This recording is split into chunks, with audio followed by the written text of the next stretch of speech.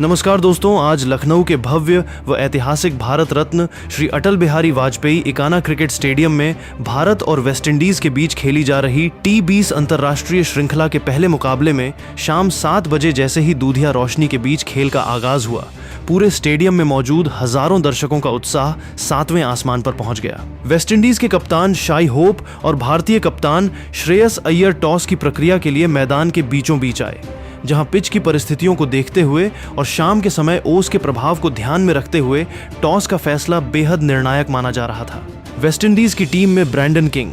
शाई Hope, Shimron Hetmyer, Rovman Powell, Sherfane Rutherford, Roston Chase, Akeem Auguste, Jason Holder, Matthew Forde, Akeal Hosein और Shamar Joseph जैसे आक्रामक व अनुभवी T20 खिलाड़ियों को शामिल किया गया था, जबकि भारतीय प्लेइंग 11 में युवा व विस्फोटक प्रतिभाओं का गजब का मेल देखने को मिला, जिसमें वैभव सूर्यवंशी, अभिषेक शर्मा, ईशान किशन, कप्तान श्रेयस अय्यर, तिलक वर्मा, रिंकू सिंह, सूर्यांश शेडगे, रवि बिश्नोई, यश ठाकुर, मयंक यादव और अशोक शर्मा को मौका दिया गया था। मुकाबले की आधिकारिक शुरुआत में जब भारतीय सलामी जोड़ी लखनऊ के इकाना स्टेडियम के मैदान पर उतरी, तो वेस्टइंडीज के एक्सप्रेस तेज गेंदबाज शमार जोसेफ और अनुभवी ऑलराउंडर जेसन होल्डर ने नई लाल सफेद गेंद से आक्रमण की कमान संभाली। पावर प्ले के शुरुआती ओवरों में वेस्टइंडीज के गेंदबाजों ने सटीक लाइन लेंथ, उछाल और गति में तरह तरह के बदलाव के साथ भारतीय बल्लेबाजों को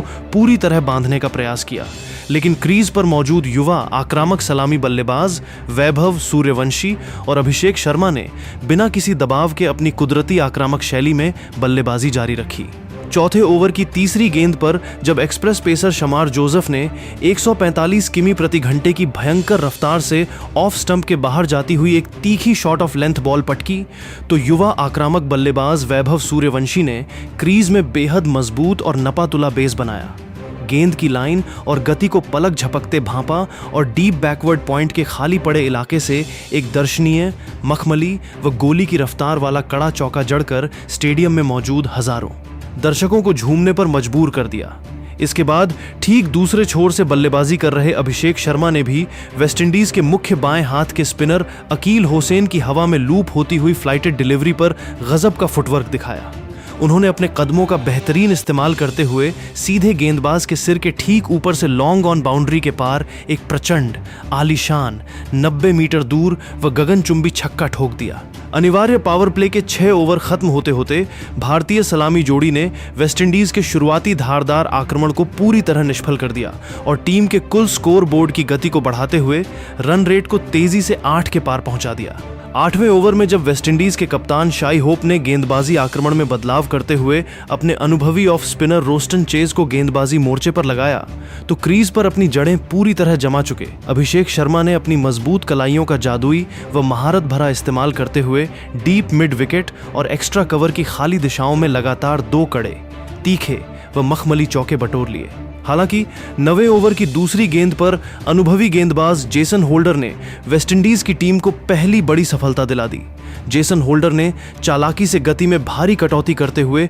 शॉट ऑफ लेंथ गेंद पटकी, जिस पर सेट हो चुके वैभव सूर्यवंशी एक और बड़ा हवाई प्रहार करने के चक्कर में गेंद की गति और अतिरिक्त उछाल से पूरी तरह चकमा खा गए। बल्ले के ऊपरी हिस्से से टकराकर गेंद हवा में काफी ऊंची उठ गई और डीप मिड विकेट पर मुस्तैद खड़े कैरेबियाई फील्डर रोवमन पॉवल ने कोई गलती न करते हुए एक आसान सा कैच थाम लिया। वैभव सूर्यवंशी की आतिशी और महत्वपूर्ण पारी का अंत होने के बाद नंबर 3 के बेहद संवेदनशील, महत्वपूर्ण और जिम्मेदार पायदान पर भारत के आक्रामक विकेट कीपर बल्लेबाज ईशान किशन नए बल्लेबाज के रूप में क्रीज पर बल्लेबाजी का मोर्चा संभालने उतरे। लखनऊ के इकाना स्टेडियम में मौजूद हजारों दर्शक इस युवा और निडर बल्लेबाज का स्वागत करने के लिए अपनी सीटों से उठ खड़े हुए। ईशान किशन ने मैदान पर कदम रखते ही अपने इरादे पूरी तरह साफ कर दिए और कैरेबियाई गेंदबाजों को स्पष्ट संदेश दे दिया कि वे किसी भी तरह के दबाव में आने वाले नहीं हैं।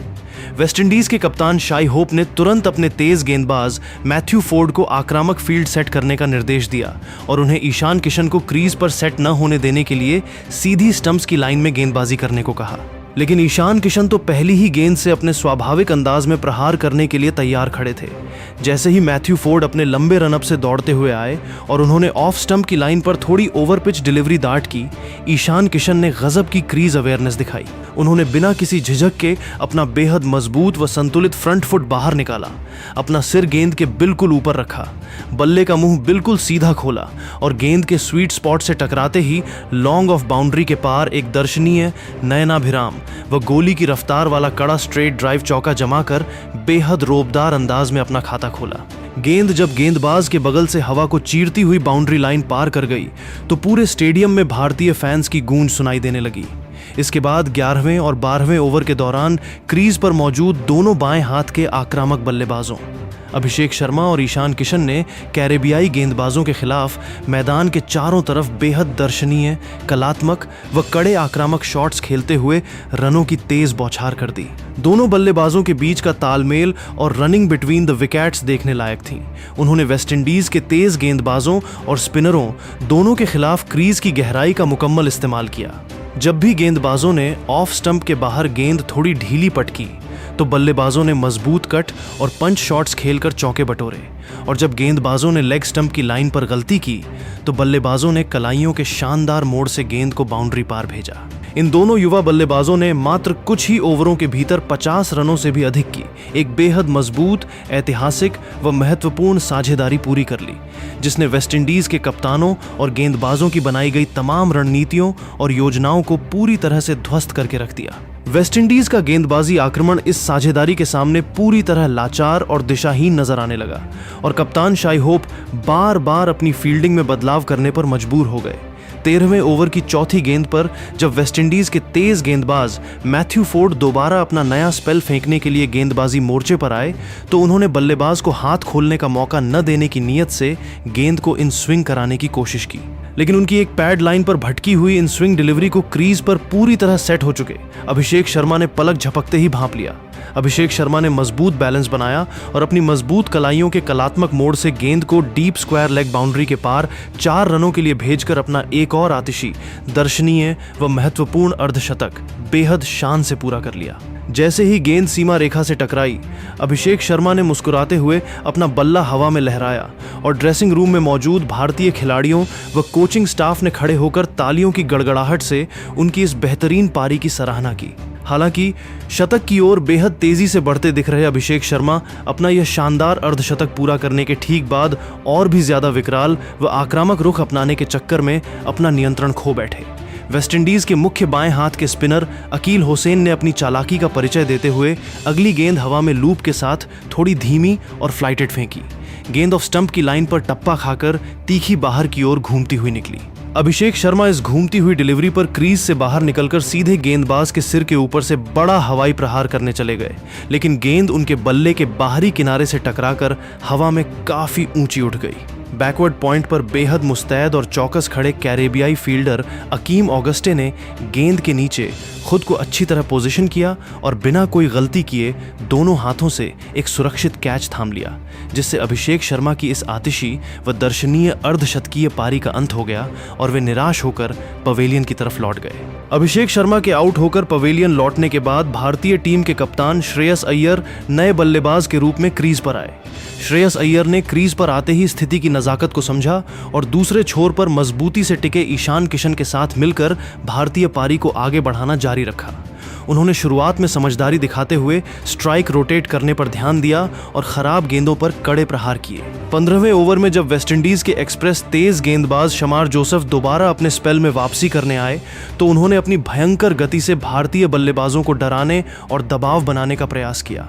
शमार जोसेफ ने 150 किमी प्रति घंटे की भयंकर रफ्तार से 2 तीखी और घातक बाउंसर सीधे बल्लेबाज के शरीर को निशाना बनाते हुए पटकी, लेकिन क्रीज पर जमे ईशान किशन जरा सा भी नहीं घबराए। उन्होंने गजब का रिफ्लेक्स दिखाया, तुरंत मजबूत बैकफुट पर गए, अपने हाथों को पूरी तरह नियंत्रित रखा और फाइन लेग की दिशा में एक कड़ा चौका बटोर लिया। शमार जोसेफ इस चौके से थोड़े बौखला गए और उन्होंने अगली ही गेंद पर ऑफ स्टंप के बाहर यॉर्कर फेंकने की कोशिश की, लेकिन ईशान किशन तो पहले से ही तैयार खड़े थे। उन्होंने तुरंत क्रीज में रूम बनाया, हाथों का पूरा विस्तार किया और डीप एक्स्ट्रा कवर्स के ठीक ऊपर से एक और प्रचंड, आलीशान व गगनचुंबी छक्का जड़कर स्टेडियम में मौजूद दर्शकों में नया जोश भर दिया। शमार जोसेफ के 150 किमी प्रति घंटे वाले ओवर से 10 से भी ज्यादा रन बटोरकर ईशान किशन ने भारतीय टीम के रन रेट को फिर से ऊंचाई पर पहुंचा दिया। 16वें ओवर में जब वेस्टइंडीज के अनुभवी ऑफ स्पिनर रोस्टन चेज दोबारा गेंदबाजी करने आए तो भारतीय कप्तान श्रेयस अय्यर ने भी अपनी क्लास दिखाई और अपने हाथ खोले। रोस्टन चेज ने ओवर की तीसरी गेंद पर थोड़ा लूप देते हुए ऑफ स्टंप की लाइन पर डिलीवरी दाट की, जिस पर श्रेयस अय्यर ने तुरंत अपना मजबूत फ्रंट फुट बाहर निकाला, सिर को पूरी तरह स्थिर रखा और गेंदबाज के सिर के ठीक ऊपर से क्लासिक स्ट्रेट ड्राइव खेलते हुए एक दर्शनीय व कड़ा चौका जमाया। इसके बाद मैच के अंतिम 4 ओवरों का खेल बेहद ही आक्रामक, तूफानी और आतिशी बल्लेबाजी का गवाह बना। डेथ ओवरों में भारत की तरफ से क्रीज पर आए 2 युवा फिनिशर रिंकू सिंह और तिलक वर्मा ने वेस्टइंडीज के गेंदबाजों पर पूरी तरह से धावा बोल दिया और मैदान के हर कोने में बाउंड्रीज की झड़ी लगा दी। 18वें ओवर में जब वेस्टइंडीज के सबसे अनुभवी ऑलराउंडर जेसन होल्डर अपने कोटे का ओवर फेंकने आए तो रिंकू सिंह ने उन्हें अपना निशाना बनाया। 18वें ओवर की तीसरी और 5वीं गेंद पर जेसन होल्डर की थोड़ी शॉर्ट ऑफ लेंथ और गति में बदलाव करने वाली गेंदों को रिंकू सिंह ने अपनी चीते जैसी नजरों से भांप लिया। रिंकू सिंह ने अपने पेटेंट अंदाज में क्रीज में मजबूत बेस बनाया, शरीर का पूरा वजन शॉट के पीछे ट्रांसफर किया और डीप मिड विकेट बाउंड्री के पार 95 मीटर दूर स्टैंड्स की ऊपरी कतारों में भेजकर 2 लगातार खौफनाक, प्रचंड व गगनचुंबी छक्के ठोक दिए। गेंद जब दर्शकों के बीच जा गिरी तो जेसन होल्डर पूरी तरह से असहाय नजर आए। रिंकू सिंह के इन प्रलयकारी आतिशी प्रहारों ने वेस्टइंडीज के पूरे गेंदबाजी आक्रमण के हौसले पूरी तरह से पस्त करके रख दिए। 19वें ओवर में जब तेज गेंदबाज मैथ्यू फोर्ड अंतिम ओवरों की कमान संभालने आए तो दूसरे छोर पर मौजूद तिलक वर्मा ने भी अपने कलाइयों के जादू का नजारा पेश किया। मैथ्यू फोर्ड की बाहर जाती और यॉर्कर लेंथ की गेंदों पर तिलक वर्मा ने अपनी मजबूत कलाइयों का गजब इस्तेमाल करते हुए थर्ड मैन और डीप बैकवर्ड पॉइंट के खाली पड़े इलाकों से 2 तीखे व कड़े चौके बटोरे, जिससे भारतीय टीम का स्कोरबोर्ड बेहद तेज गति से भागते हुए 200 रनों के ऐतिहासिक आंकड़े के बिल्कुल करीब पहुंचा गया। 20वें और अंतिम ओवर में वेस्टइंडीज के मुख्य पेसर शमार जोसेफ एक बार फिर गेंदबाजी करने आए, लेकिन क्रीज पर मौजूद रिंकू सिंह और नवागंतुक बल्लेबाज सूर्यांश शेडगे ने मिलकर अंतिम ओवर में कैरेबियाई गेंदबाजों की बची कुची लय भी बिगाड़ दी। दोनों बल्लेबाजों ने शमार जोसेफ की तेज गति वाली गेंदों पर मजबूत प्रहार किए, यॉर्कर गेंदों पर शानदार सिंगल डबल चुराए और बाउंड्रीज जमाकर इस 20वें ओवर से कुल मिलाकर पूरे 18 रन बटोरे। इस तूफानी बल्लेबाजी की बदौलत भारतीय टीम ने निर्धारित 20 ओवरों के खेल के अंत में अपने कुल स्कोर को एक बेहद विशाल, मजबूत और चुनौतीपूर्ण स्थिति में पहुंचा दिया, जिसने वेस्टइंडीज के लिए लक्ष्य का पीछा करना बेहद कठिन बना दिया। लखनऊ के इकाना स्टेडियम की ऐतिहासिक पिच पर भारतीय बल्लेबाजी पारी का बेहद शानदार और सफल समापन होने के बाद जब वेस्टइंडीज की टीम इस विशाल लक्ष्य का पीछा करने मैदान पर उतरी तो भारतीय तेज गेंदबाजों ने भी गेंद से गजब का अनुशासन और खौफ दिखाया। भारतीय एक्सप्रेस पेसर मयंक यादव ने अपनी 150 किमी प्रति घंटे की घातक गति, मजबूत स्विंग बॉलर अशोक शर्मा ने हवा में दोनों तरफ स्विंग कराने की अपनी जादुई कला और युवा तेज गेंदबाज यश ठाकुर ने अपनी सटीक यॉर्कर व कटर डिलीवरीज के दम पर नई गेंद से बेहद धारदार, सटीक व तीखी गेंदबाजी का मुजाहिरा पेश किया और कैरेबियाई बल्लेबाजों पर शुरुआत से ही शिकंजा कस दिया। वेस्टइंडीज की पारी के दूसरे ही ओवर में मयंक यादव ने अपनी भयंकर गति और तीखी उछाल वाली गेंद पर सलामी बल्लेबाज ब्रैंडन किंग को पूरी तरह चकमा दे दिया। गेंद बल्ले का बाहरी किनारा लेकर सीधे स्लिप में खड़े कप्तान श्रेयस अय्यर के सुरक्षित हाथों में समा गई। पहला विकेट जल्दी गिर जाने के बाद कप्तान शाई होप और विस्फोटक बल्लेबाज शिमरॉन हेटमायर ने संभलकर खेलते हुए वेस्टइंडीज के स्कोर को आगे बढ़ाया। चौथे ओवर में अशोक शर्मा की ओवरपिच गेंदों पर शाई होप ने लॉन्ग ऑन और स्वीपर कवर पर 2 कड़े चौके जमाए, जबकि 5वें ओवर में मयंक यादव की तेज गति पर हेटमायर ने पुल शॉट खेलकर डीप स्क्वायर लेग पर एक प्रचंड छक्का जड़ दिया। पावर प्ले के बाद भारतीय कप्तान श्रेयस अय्यर ने अपने मुख्य जादुई स्पिनर रवि बिश्नोई को आक्रमण पर लगाया। रवि बिश्नोई ने अपनी गुगली और लेग स्पिन के मिश्रण से वेस्टइंडीज के मध्यक्रम के बल्लेबाजों को बुरी तरह उलझा दिया। 8वें ओवर की तीसरी गेंद पर रवि बिश्नोई की एक तीखी गुगली को पढ़ने में नाकाम रहे शाई होप क्रीज से काफी बाहर निकल आए और पीछे मुस्तैद खड़े विकेटकीपर ईशान किशन ने बिजली की रफ्तार से गिल्लियां बिखेर कर उन्हें शानदार स्टंप आउट स्टंप्ड कर दिया। इसके बाद बल्लेबाजी करने आए विस्फोटक कप्तान रोवमन पॉवेल और शेरफेन रदरफोर्ड ने भी भारतीय स्पिनरों पर बड़े प्रहार करने का प्रयास किया, लेकिन रवि बिश्नोई और अंशकालिक स्पिनर सूर्यांश शेडगे ने बेहद किफायती गेंदबाजी करते हुए रन रेट पर पूरी तरह अंकुश लगा दिया। 11वें और 12वें ओवर के दौरान रोवमन पॉवेल ने यश ठाकुर की गेंदों पर 2 कड़े चौके और एक गगनचुंबी छक्का जड़कर वेस्टइंडीज की उम्मीदों को जिंदा रखने की कोशिश की, लेकिन 14वें ओवर में मयंक यादव ने दोबारा स्पेल में लौटते ही रोवमन पॉवेल को अपनी एक तीखी इन स्विंग यॉर्कर पर सीधे क्लीन बोल्ड करके वेस्टइंडीज की कमर तोड़ दी। इसके बाद निचले क्रम में जेसन होल्डर और अकील हुसैन ने कुछ कड़े शॉट्स खेले, लेकिन भारतीय गेंदबाजों की सटीक लाइन लेंथ, शानदार यॉर्कर और बेहतरीन फील्डिंग के सामने वेस्टइंडीज की पूरी टीम लक्ष्य से काफी पीछे रह गई। अंतिम ओवरों में यश ठाकुर और अशोक शर्मा ने बेहद नपी तुली गेंदबाजी करते हुए वेस्टइंडीज के निचले क्रम को कोई बड़ा शॉट खेलने का मौका नहीं दिया। पूरे 20 ओवरों के रोमांचक खेल के बाद भारतीय पुरुष क्रिकेट टीम ने अपनी शानदार बल्लेबाजी, धारदार गेंदबाजी और चुस्त फील्डिंग के दम पर इस पहले T20 मुकाबले में एक ऐतिहासिक, शानदार व यादगार जीत दर्ज कर ली और 3 मैचों की इस T20 अंतर्राष्ट्रीय श्रृंखला में 1-0 की मजबूत बढ़त हासिल कर ली। लखनऊ के एकाना स्टेडियम में भारतीय टीम की इस बहुमूल्य जीत के साथ ही इस पहले T20 मुकाबले का बेहद ही रोमांचक समापन हुआ।